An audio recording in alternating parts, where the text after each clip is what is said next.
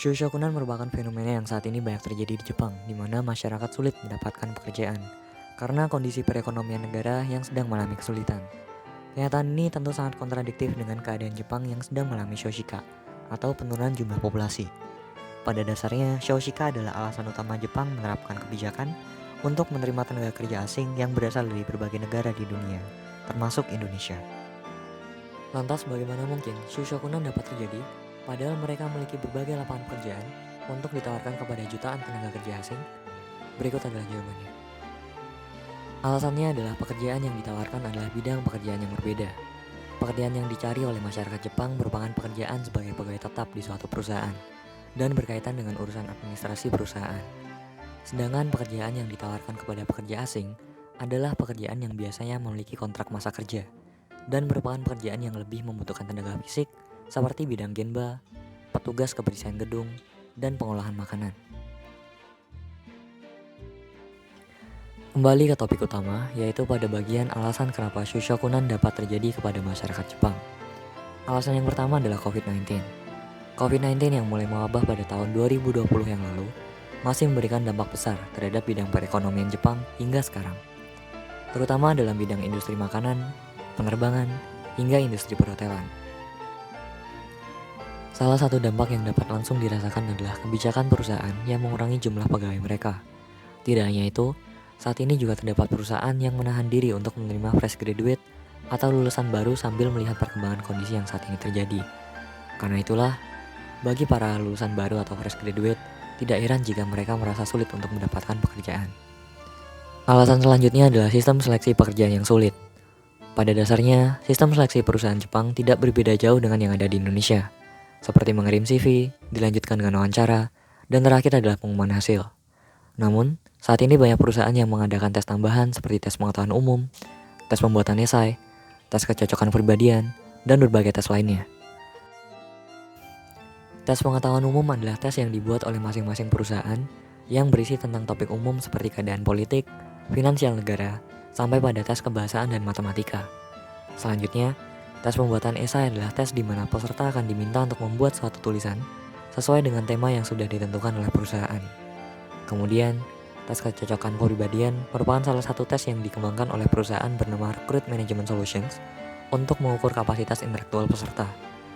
Beberapa tes inilah yang membuat banyak para pelamar gugur dalam proses seleksi dan membuat mereka tidak bisa mendapatkan pekerjaan. Banyak dampak yang ditimbulkan akibat dari fenomena Shoshokunan. Salah satunya adalah meningkatnya angka pengangguran di Jepang. Hal itu dapat dilihat berdasarkan data yang diambil pada bulan Juli tahun 2023 yang lalu.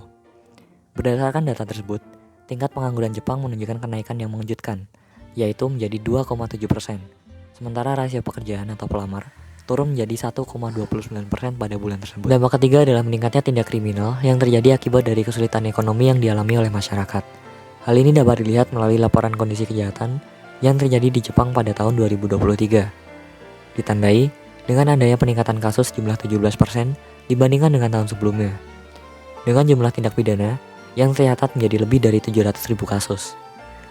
Kerugian akibat kasus penipuan juga sampai melebihi angka 40 miliar yen, sementara kejahatan yang terjadi di jalanan, seperti penyerangan fisik, juga mengalami peningkatan.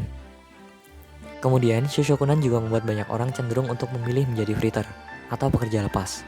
Freeter adalah ungkapan dalam bahasa Jepang untuk menyebut orang-orang berusia kisaran 15-34 tahun yang tidak memiliki pekerjaan tetap dan hanya bekerja paruh waktu. Meskipun begitu, freeter berbeda dengan arbaito dan pato.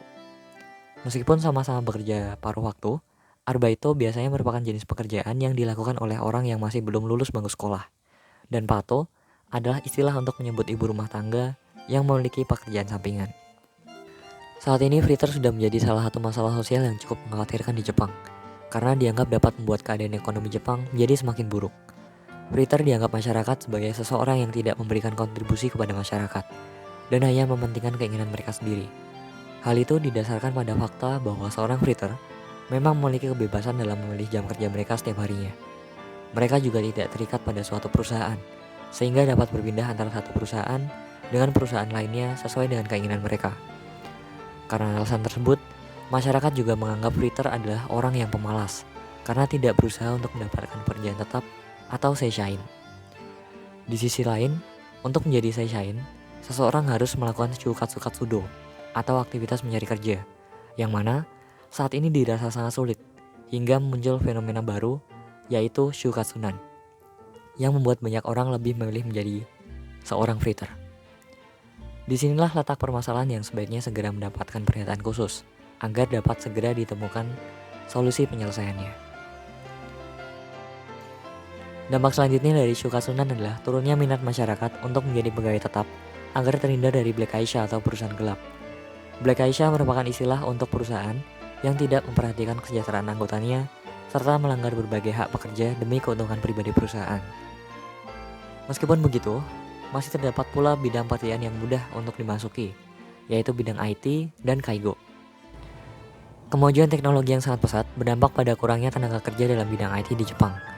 Demi bisa mendapatkan tenaga kerja dalam bidang IT, banyak perusahaan yang membuka lapangan pekerjaan, bahkan bagi para calon pekerja yang masih belum memiliki pengalaman dan tidak memandang latar belakang akademis.